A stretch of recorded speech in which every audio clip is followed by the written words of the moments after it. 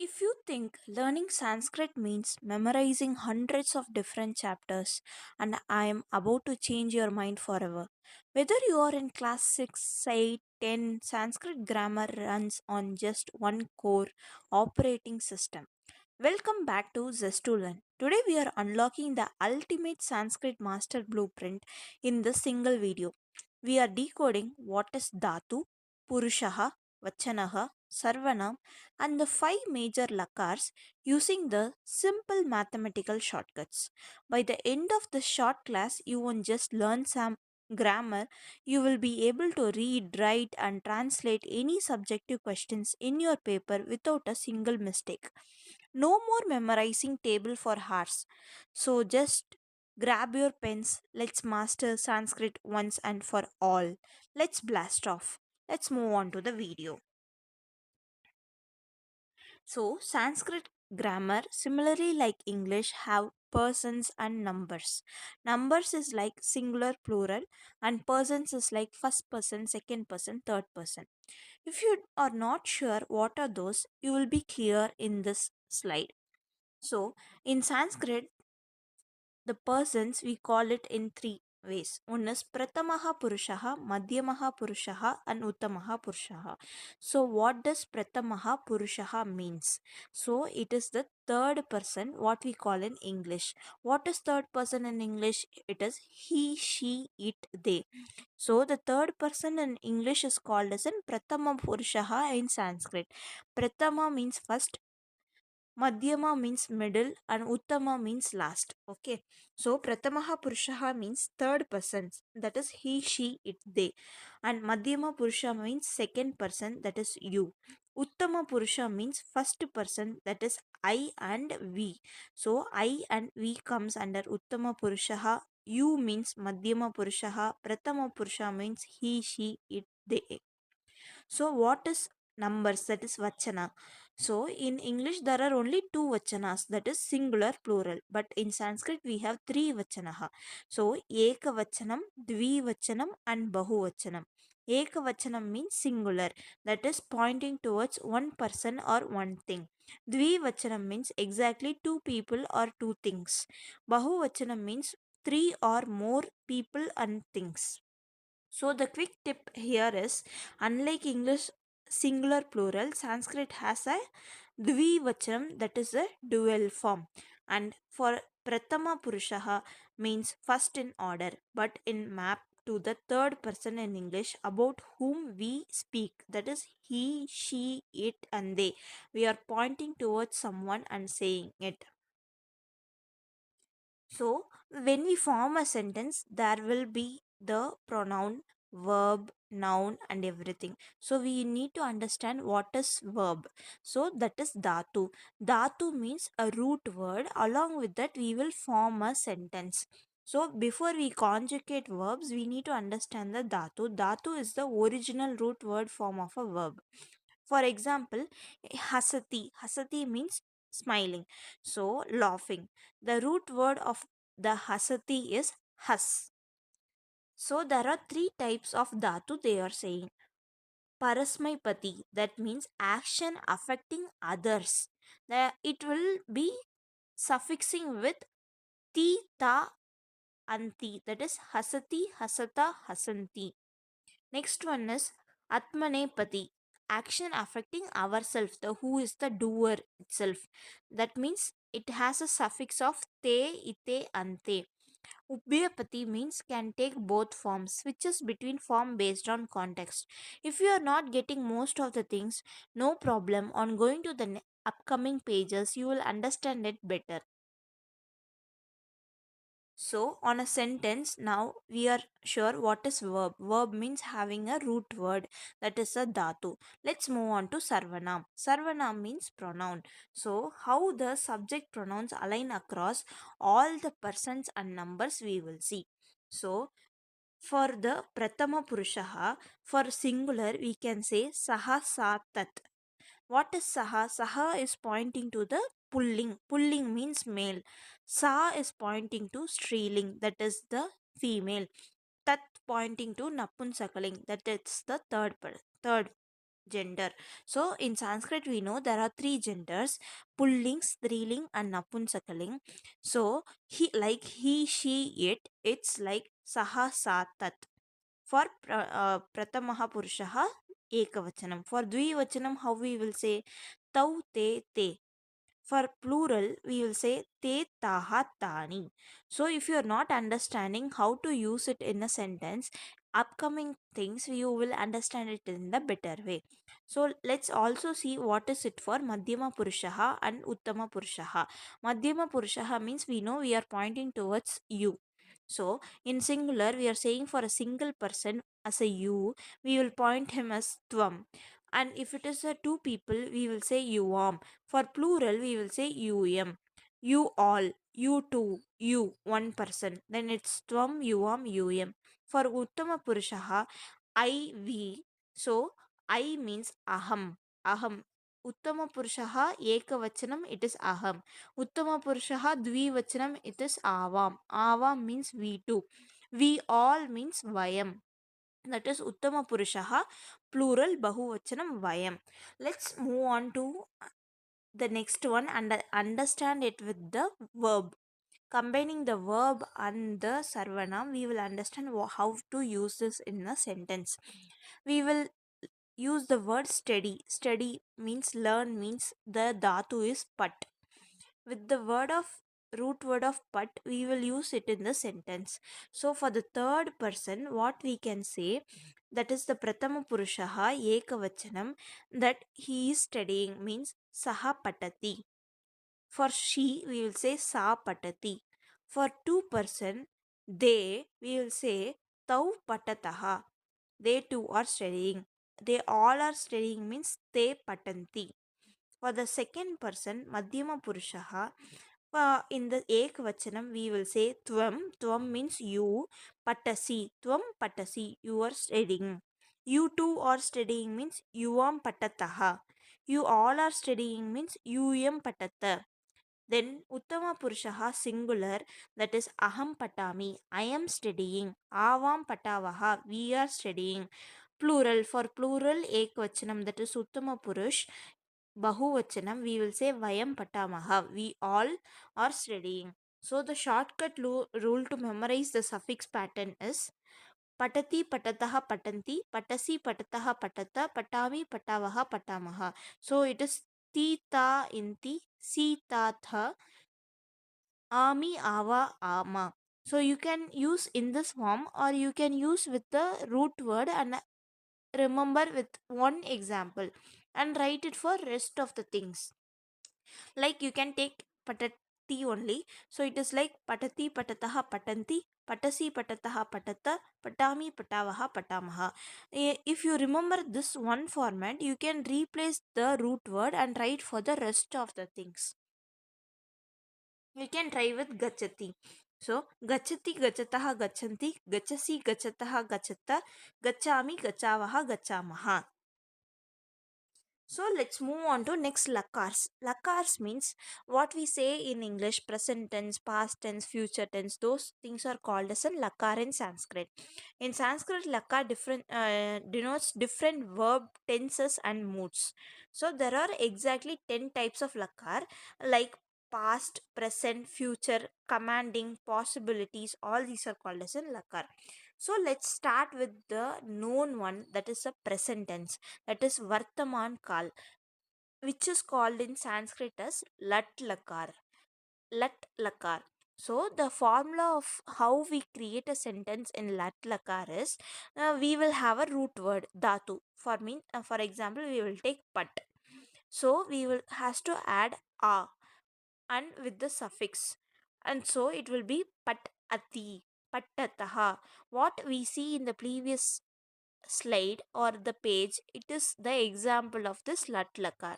So it is the same one: ati ataha atanti, asi ataha atta, ami ava amaha. So for has we see means it is hasati hasataha hasanti, hasasi hasataha hasata, hasami hasavaha hasamaha. If we see for kad means eat. Kadati kadataha kadanti, kadasi kadataha kadata, kadami kadavaha kadamaha.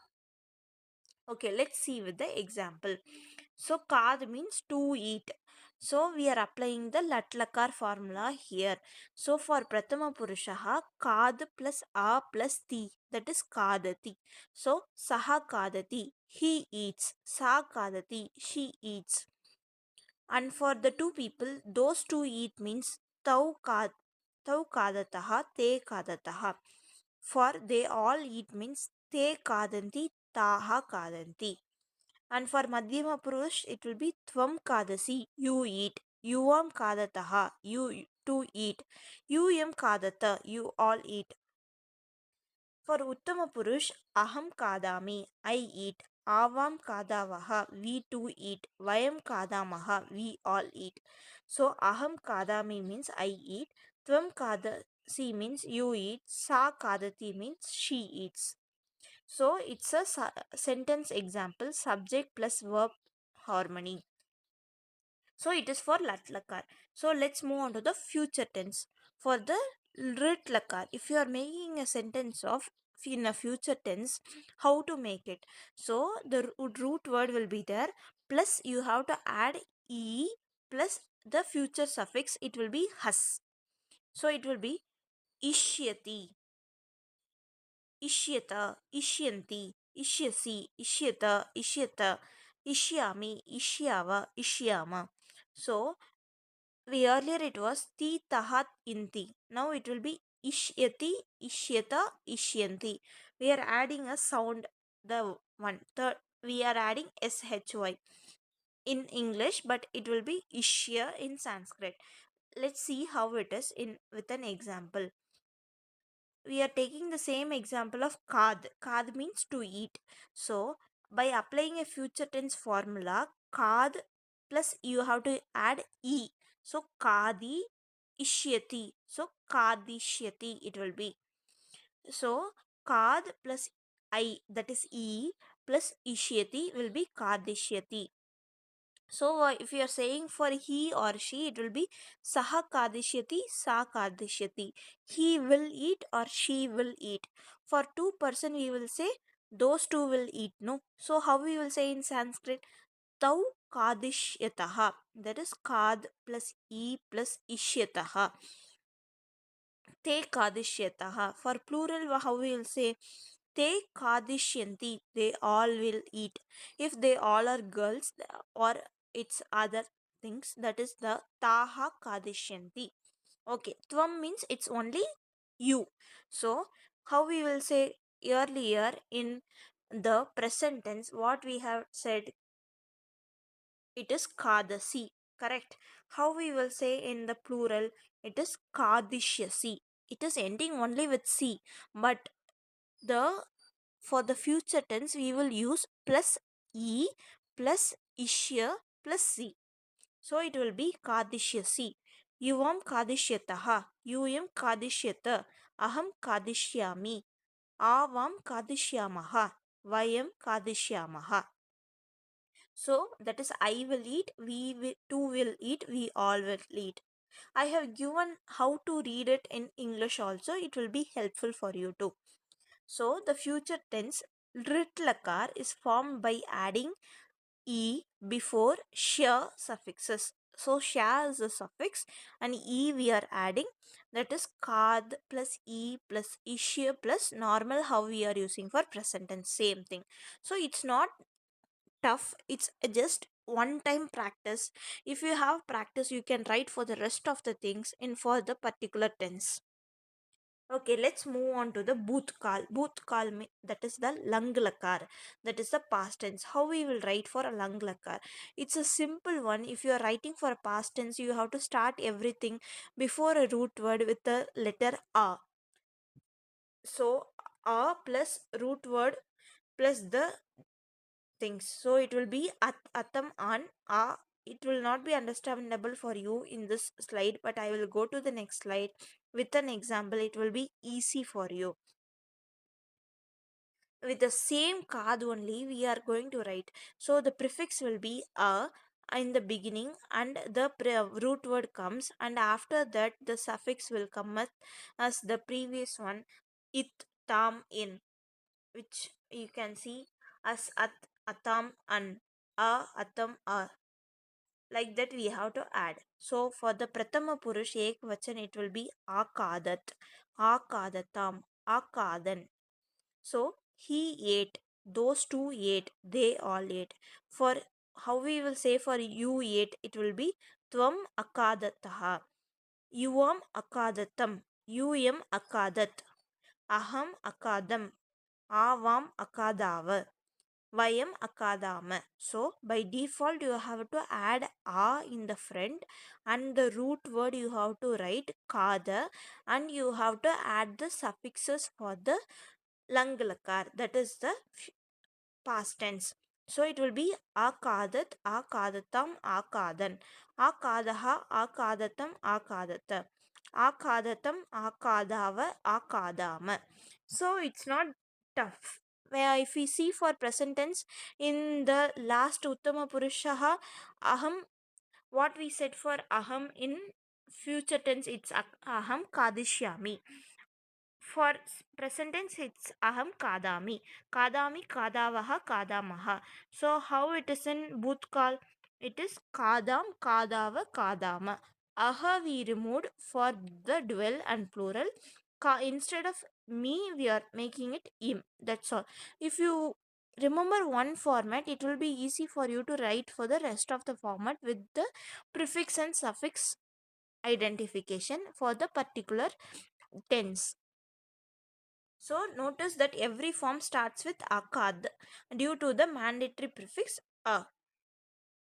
Next we have the command and request, that is the lot lakar. We are commanding something. So how we will do this is suffix.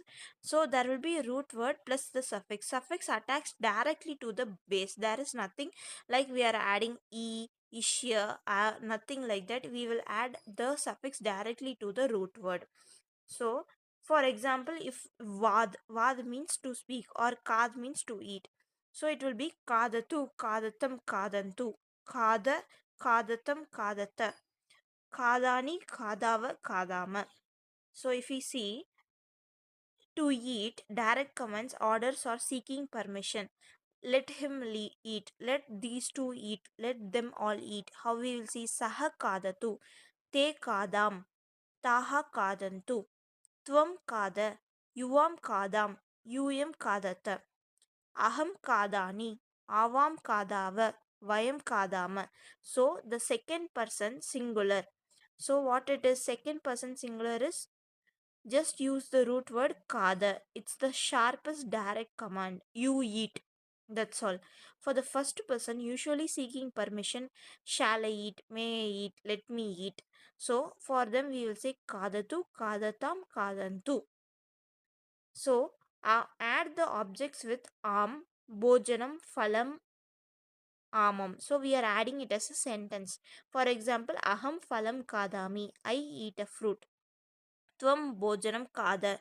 You eat the food. We are ordering him to eat the food. How we will say tvam, you.